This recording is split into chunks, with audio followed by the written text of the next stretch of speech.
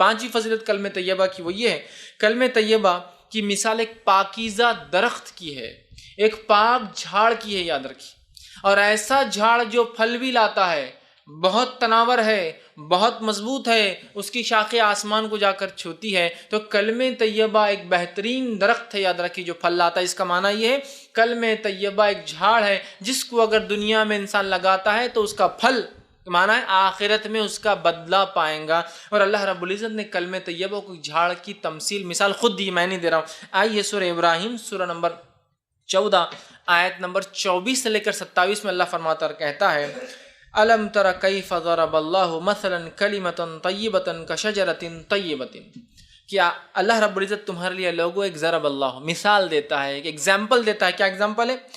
کہ ایگزامپل ہے مثلا کلمۃ طیبۃ کشجرۃ طیبۃ، کہ کلمہ طیبہ کی، لا الہ الا اللہ کی مثال ہے جیسے کہ ایک پاکیزہ جھاڑ، مطلب اس کے اپیرنس سے بھی وہ خوبصورت دکھتا ہے۔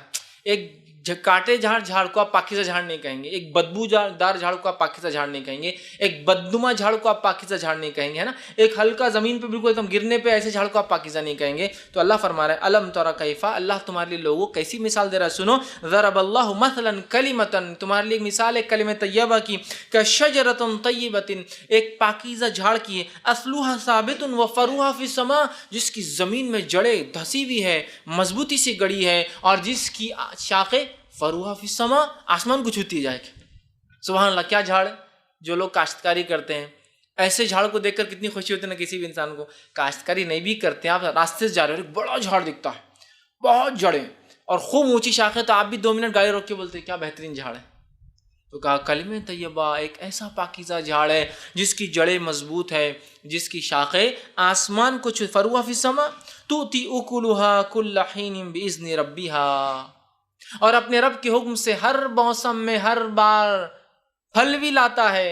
ایک بہت بڑا جھاڑ بغیر پھل کے ہو تو کیا فائدے کا؟ آپ خود بولتے ہیں یار کھیت کا بہت حصہ ویسٹ کرا، اٹھا کے پھینک ڈالو۔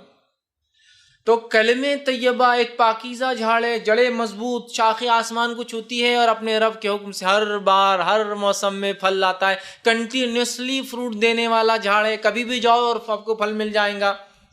یہ کلمہ طیبہ، کلمہ طیبہ سمجھیے آپ، ایک جھاڑ سے مثال، جھاڑ کے کتنے فائدے اٹھاتے ہیں آپ۔ کچھ جھاڑ کو اگر پتے نہ ہو، شاخیں نہ ہو، تو آپ جڑ سے فائدے اٹھاتے ہیں، اس کی چھال سے فائدے اٹھاتے ہیں، کئی کھانوں میں چھالیں استعمال ہوتی ہے، کئی دواؤں میں چھالیں استعمال ہوتی ہے۔ اس کی شاخیں بڑی ہو تو آپ کاٹ سکتے ہیں، پھر وہ بڑھیں گی، اس کے پھل آتے ہیں تو اس جھاڑ کی آپ خدمت کریں گے، اس کے پھل سے آپ پیسہ کمائیں گے۔ کلمہ طیبہ سوائے نفع کی اور کچھ نہیں دینے والا ہے ہم کو، اس لیے جھاڑ کی مثال، چونکہ جھاڑ کا ہر پارٹ جو ہے نفع بخش ہوتا ہے۔ بتائیے آپ جھاڑ کا کون سا پارٹ نفع بخش نہیں ہے؟ جڑیں نکل رہی ہے تو کبھی کوئی دانت اس سے مانج رہا ہے، کبھی کوئی دوا بن رہی ہے، کبھی کسی چیز میں استعمال ہو رہا ہے نا، کبھی چھالیں ہو رہی تو آپ کھانے میں ڈال رہے ہیں۔ دار چینی کیا ہے؟ وہ بھی ایک چھال ہے، بہت سے لوگ مختلف کھانے سے بناتے ہیں۔ لکڑی نکل جائے تو جلانے میں کام آتی ہے، کشتیاں بنتی ہے، دکان بنتے ہیں، گھر بنتے ہیں، مکان بنتے ہیں، سامان بنتا ہے۔ اگر پتے ہیں تو جانور ہمارے کھا کے فائدہ اٹھاتے ہیں، پھول لاتا ہے تو خوشبو ہوتی ہے، دوائیں بنتی ہے، کیا کچھ نہیں ہوتا۔ اس طرح پھل لاتا ہے تو پھل بیچ کے نفع کمایا جاتا، پھل کھا کے فائدہ اٹھایا جاتا، پھل سے بیج نکلتے، بیج سے اور جھاڑ لگایا جا سکتا ہے۔ جھاڑ کبھی بھی نفع بخش ہوتا ہے،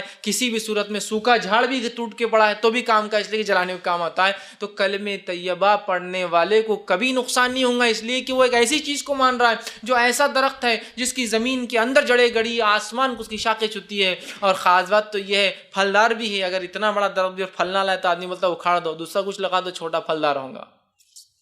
پھل بھی لاتا ہے ایوری سیزن، ہر موسم میں۔